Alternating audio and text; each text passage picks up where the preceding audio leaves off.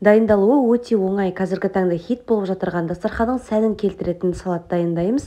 Алдымен тауық төсінің үстіне паприка, қызыл бұрыш, қара бұрыш, тұз, кейін сұйық майымызды салып маринадтаймыз.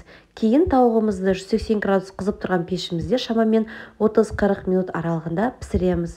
Оған дейін қиярымызды, қызанақ және ірімшігімізді дәл видеода көрсетілгендей етіп 4 бұрышта қылып кесіп аламыз. Уақыт үнемдегіңіз келсе, бұл салатқа тауықтың орнына шұжық қоссаңыздар болады, және де құрамына көкөніс қоссаңыздар дәмі өте дәмді болып шығады.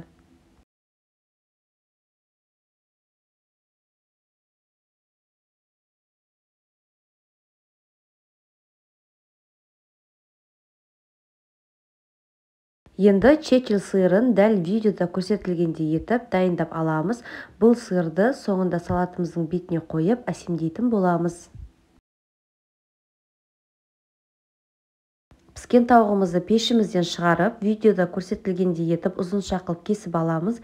Енді ыдысымызға руккола, егер рукколаны таппасаңыздар, орнына салат жапырағын қоссаңыздар болады.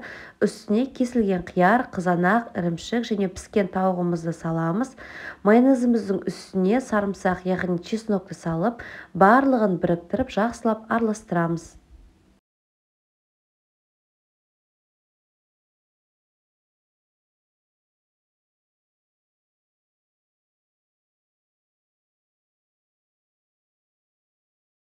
Ыдысымызға салат жапырағын қойып, үстіне салатымызды саламыз.